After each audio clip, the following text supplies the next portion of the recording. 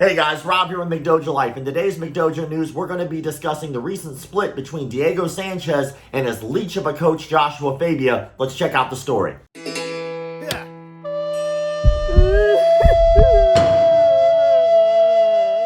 That's right, you heard me correctly. Diego Sanchez and his impish, ghoulish leech of an ex-coach have officially split ways, and I could not be more excited. As a matter of fact, I think we should all take a little bit of time to celebrate right now.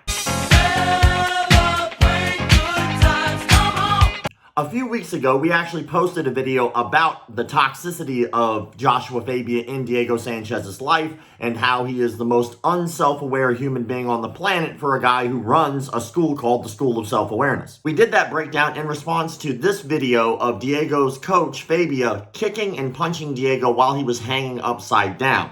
Now, almost immediately after the two split ways, Fabia took the opportunity to go on to a show called Behind the Scenes with Summer Helene, and he took 30 minutes straight, basically, to just trash talk Diego Sanchez the entire time. Summer Helene and the Behind the Scenes crew were kind enough to allow us to be able to use that in this video. Unfortunately, it's not a video, it is all audio, so you will just have to stare at pretty pictures while you listen. But the whole point is to listen to what Fabia is saying about Diego, and then we'll discuss afterwards. G'day guys, welcome back to Behind the Scenes. I'm your host, Summer Helene. We are on with the Bad Bear, my co-host, Bear Fiora, and our special guest, Joshua Fabia. I said that right?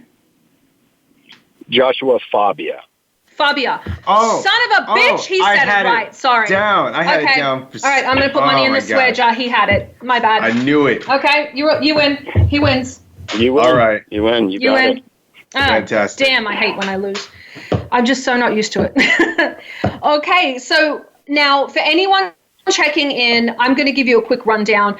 Joshua Fabia is a health professional. He works with a group and runs a group called the School Self-Awareness. Online, he was involved with Diego Sanchez. That has created a huge controversy. People online have been jumping on him. People either love him or hate him. He's incredibly controversial, which I know has to be really hard for you. And people have really extreme feelings, I mean, good and bad, about you. So I'd love to hit on that. And first of all, I'd like to say thank you and welcome to the show. What's come out most recently, we'll go into in just a minute. Is there anything you want to start with to say to everyone out there? No, just thank you for having me on the show. And, I appreciate everyone's time and energy listening. Yeah. Okay. Now, how do you feel about your relationship now with Diego Sanchez and the experience you've had with the UFC since meeting Diego in 2019? Well, in the beginning, I would say it was just a normal client training type relationship. And everything in my perception of reality was that Diego Sanchez is a professional MMA fighter who is employing me to help him as he has a lot of healing necessary and wanting to change his point of view on how to do things a little differently. Because in the past, he had been kind of just willing to run into punches. And I was offering him another option, like, we can move out of the way first, And this was all very interesting to him, and the relationship seemed very normal. Like everything else in my career and my business, I deal with lots and lots of people. Everything seemed pretty normal. Diego was definitely a celebrity. He had some celebrity asshole tendencies. He didn't like tipping, and he did some weird stuff in front of me that, threw up some red flags. But over time, just talking to him, it kind of just seemed, like I said, the celebrity stuff. What do you mean weird stuff? Well, I just mean things like you get a divorce and you have a child, but you get a one-bedroom condo. Like things just didn't make sense to me. But I'm thinking, okay, he's got his own plans. He knows what he's going to do. I mean, maybe it's just super temperate. Like, I don't know, and I'm wondering, why is he driving around a $3,000 Mercedes, right? Like, just questions that throw up flags, but I'm thinking, hey, he's telling me he's frugal. He's saving his money. He's okay, okay. Hey. Well, that's so everything. That's a good something. Sorry. Go if you have more to say, please, by all means. Well, I just mean, like, from everything on the outside, as a trainer that's seeing somebody 3 days a week, and then I moved him into the condo. I helped him in the divorce and this little moment, and everything seemed pretty much the same as anybody else, and under these circumstances, to a certain degree. I added in some extra variables. Joshua, do you mind? Say that again? I was just saying, excuse me.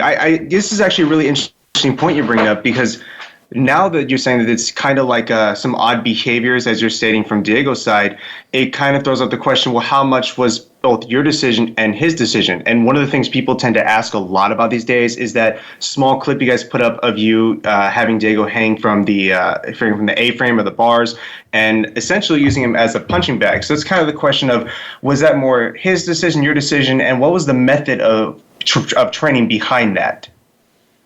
Okay. Those are several questions, and they're all very easy to answer. Let me work backwards, though. The first one you said, what is the method? Well, you can go onto YouTube right now and go look at body hardening, and you will see some of the most ridiculous things way beyond what you see me doing. What I was doing are gentle in comparison to what you will see others doing, okay? It's a very normal practice, body hardening. The other part of it is it's teaching. Go ahead. Oh, I was going to say, well, the complaints online with it are usually that when you're doing the body hardening, it's not done towards the head. So I think it had more to do with them being concerned that he already had CTE and then getting smacked in the head versus the body hardening. Yeah. So, I mean, Conor McGregor's really well known for doing the body hardening, and he does some dumbass shit. I'd like to remind everyone, every time we swear on this show, we give money to the Boys and Girls Club of America, the Humane Society of America, and Free MMA. We swear because we care. We had to put that disclaimer in because I can't control my mouth. Sorry. There you go. So the reality is, okay, that's beautiful for McGregor to say, but he also just got knocked the fuck out. So your body hardening, what it does, let me just give you perspective here from someone who's not involved in combatives or has no idea what is truly going on.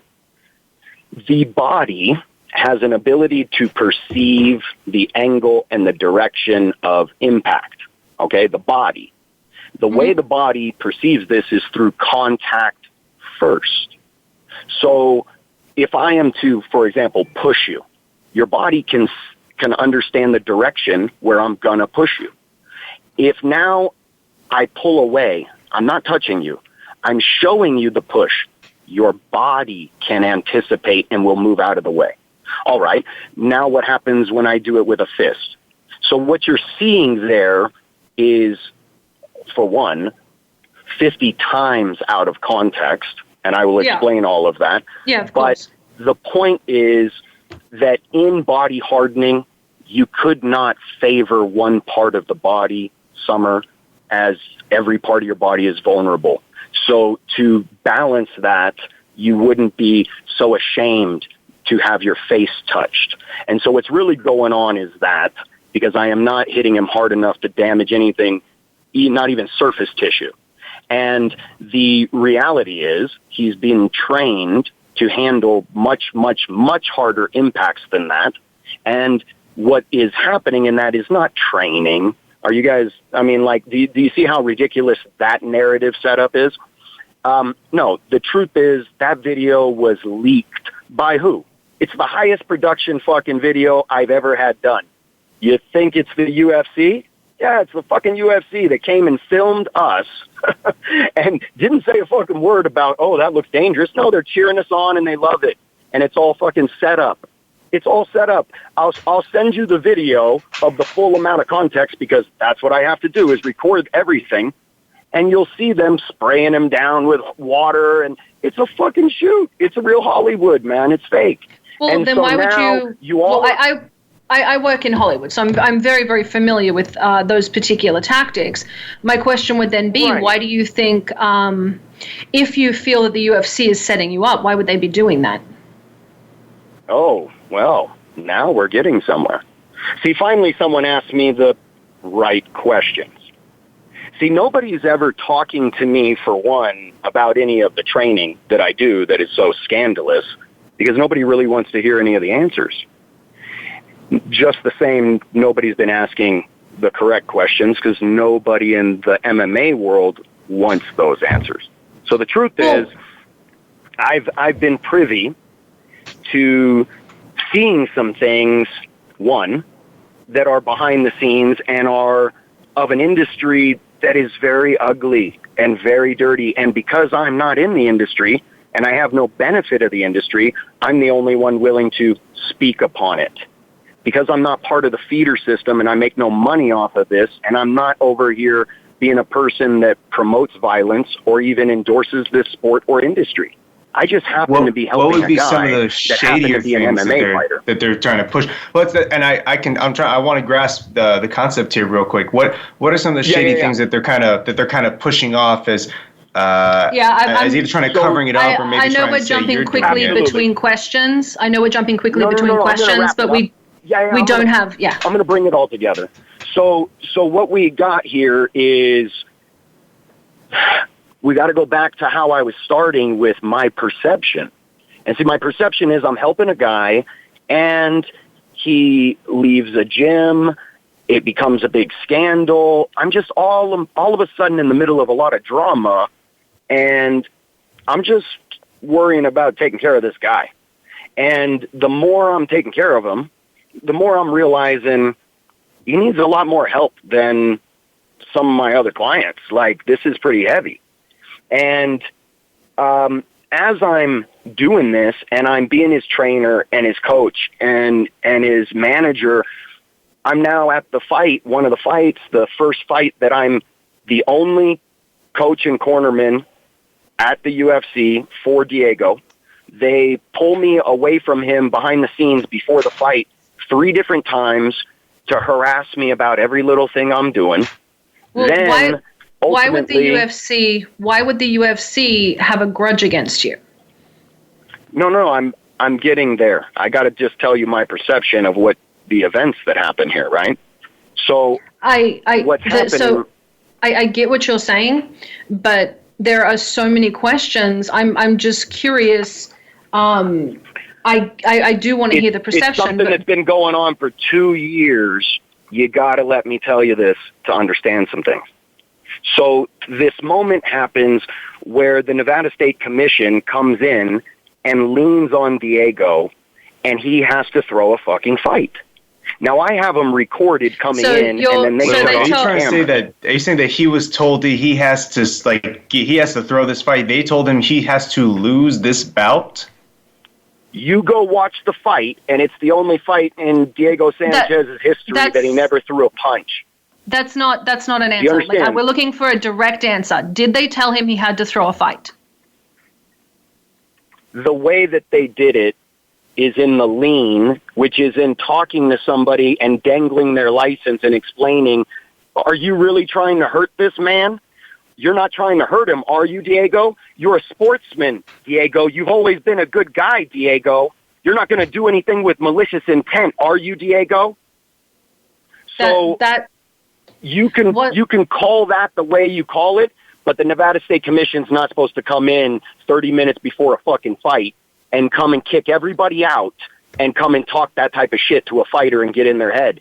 Then on top of it, the last time Diego was a sportsman, he was a wrestler. So the first thing he comes out and does is goes and takes this guy's leg. And he never throws a punch. So you tell me, how come my fighter that's been trained for 10 weeks to strike didn't throw a strike? I can't tell you, but you see now what I'm getting at. So that's not at all. So well, I can probably elaborate on that a little bit in the sense that everyone, being in the cage at such a high level, being in the cage at small levels, people are going to react differently. You've seen guys go out there. I'm sure you have at least. You study fights. I know you would have if you were trying to corner or coach this man. People will go out there and just blow game plans, 100% fail them. Just because they were either in the wrong headspace, wrong timing, maybe something happens to them minutes prior to the bout. So, and this so what is you're part saying of that, is that and that's this what is part of the lean. And this part of the lean in the UFC is fucking with the fake profiles, putting out the negative stuff, and doing the thing. So in my perception, I was just in the wave of this. I kind of like am perceiving it. And so you see me in the history of everything I did. I go to bat for Diego because I am witnessing very strange things. And I'm like, what the fuck is going on? I'm feeling the UFC's giving me a weird rub from the very beginning. And now, if I fast forward you to now this separation, which is due to me leaving Diego because of me finding out new information. So what has happened is I am getting the process of finding out that we need to get the medical records from his ex-wife. Diego's in good communication with his ex-wife. I'm thinking, hey, go ahead and ask her for them. Well, why would he need to get them from his ex-wife? The commission will send them straight to him. I mean, Jared's a fighter, Bear's a fighter. They send him his own. The UFC has not sent us any of that, and that's... They don't... Didn't the lawyers say that he's not responsible for that? I thought they were different... Like just, Summer, let me explain. They don't want to give Diego any of the contact information to resource that, so making it easily. So what I can give that to you in like 2 seconds. It's Googleable. Well, that's great. I don't need it. You can give it to Diego. What my point is that in the process of trying to get it from his ex-wife, that Diego's saying he didn't even know she had it, which was all news to everybody. Diego's in conversation with her, asking for it, and she says, "Oh, you can have the lawyer ask for it." And that threw up some red flags. So I then am talking with Diego while he's texting her, and I said, type this, please. Let me see it. And I wrote, so for the record, you're not going to release my medical records. And why couldn't Diego get it himself, though? That's the thing. If it's his own body. Exactly. This is the UFC running this game, but the UFC doesn't have access to that. They have copies of everything, as they have a log of everything that's ever been down. Yeah, for sure. So but the when commission... I ask for just a copy of anything that they've ever had, why is there such an issue? And then on top of it, then redirecting it to all these commissions and not giving out the information freely and making it a big scandal. And I've asked for it for over 3 months. I can tell you when I went to law school. I would never have handed them out for them. It's the fact that they should just be able to give them. But let me please finish where I'm at, because I'm kind of getting to some points, and you wanted the points. So I'm asking her, and then she finally says, she's like, "Oh, fuck you, Josh," da-da-da-da. And then Diego goes to go take his daughter to school or to the park or something. And his ex-wife calls, and Diego's talking to her, and then she's saying, "Oh, yeah, okay, I'll send it," and da-da-da-da-da. And she's like... I'm going to cut in. You seem like a really nice guy, but this seems like a lot of minutia, and it doesn't seem like you're directly answering our questions. And that's really difficult for me. I've worked in spin for a really long time, and one of the first signs of spin is the minutia. So I get what you're saying, but we have... email. So I sent you the email from his ex-wife, Summer. You did. Go ahead and read it then. So I'm not reading that on air. This point of where this email is sent to the UFC talking about Diego's mental instability in 2018. I did not start working with or working for Diego till 2019 in May. So by this time, I end up being the person associated to all this crazy, as the UFC did not do anything for him, offer him any services, as his wife is saying, "We're so concerned." And then, as I'm as Diego is having mismatched fights. Excuse me, Josh. I'm then put When in you a open this position up, where when you open this up, you did say you want to elaborate on the split. Now, while this is all very pertinent to that, I'm sure a lot has influenced your decision. What was that defining moment? Because I'm sure it wasn't over medical records. You guys have been arguing about medical records now for the last year. What was this split over? Do you not? Hold on. So I'm trying to explain my perception, and my perception of things is one thing at one time. Now, all of a sudden, I find out that your ex-wife is talking personally to Dana White, Sean Shelby, Hunter about your medical stuff, and nobody's told me anything. Nobody's warned me, said Diego's anything. And so what is now the feeling? Okay, so I'm gonna cut this. This is minutia. People are writing in, and what they're concerned about and what they're trying to address is stuff like the OnlyFans and him naked wrestling in a river. Like, that's the stuff that people are dumping on you. What are you talking about? There's no naked wrestling in Aruba. There's no naked I said anything. A river. No and if you speak to me like that again, I'm going to hang up on you, man. Like, I'm being polite to you. I'm just asking for straight answers. I don't know what you're even talking about. What? Okay, on ask me a OnlyFans. question here. Okay. There is a perception that Diego Sanchez was not familiar with the kind of content you were putting up on OnlyFans. Is that true? Diego knows exactly what's on there, and you can go look. It's all just training. What is the problem? What about... Hold on, you're saying it's just training. How do you quote these, or someone quotes them, you guys have to approve them. So this is just training. Quotes like, you like that little tight butt. What kind of training video is that exactly putting out there? I like how you're in the media and you don't know that market. If you know the OnlyFans market... You bet your ass I would never sell a fighter like that. I would never. I work for Paramount Pictures. I've worked on Guardians of the Galaxy. I've worked with fighters. I've worked for the WWE. I would never sell a fighter like that. That's why we're asking, and that's why people are concerned. Concerned about playing with the tantalizing words to get people to look. People feel you're sexually exploiting Diego, and I'm trying to give you a platform to say you're not. That's the feeling on the internet. I'm not sexually exploiting him at all. And there's no sexual exploitation if there's no sexual videos or sexual anything of him out there. What are we talking about here? And this concept of talking about, like, again, I've been attacked nonstop, and you asked me to come on like you were going to listen, and I'm just trying to tell you stuff, and I show you verified footage. I'm trying to interview you, but you're not answering questions. When I get someone on and I ask them questions, I expect answers. What other question would you like to ask that I'm not answering? Well, when we asked you, one of the ones you specifically asked us to ask you. Yeah, I'm trying to express how I feel about what has happened in my time of 2 years of being slandered in the UFC, working for a guy that falsely represented himself as a regular person. As I get to more information as I'm with the lawyer, and the lawyer talks to Diego and asks Diego about his education, and he starts talking about he was in special education. Holy shit, huge red flags, man. This is not at all what anyone has perceived. And Diego is not anywhere near what anybody knows, man. And Diego has been an addict. He hadn't told anybody for the past 5 months. I was his sponsor, living with him, that I had to live there because he was broke and lost all his money and strung out on kratom and alcohol and 30 other substances, that he has sexual abuse issues. No, he didn't say any of that, man. And I've been holding up all this. I've been doing everything. And everybody's coming at me. Then what about the belief? Understand why he...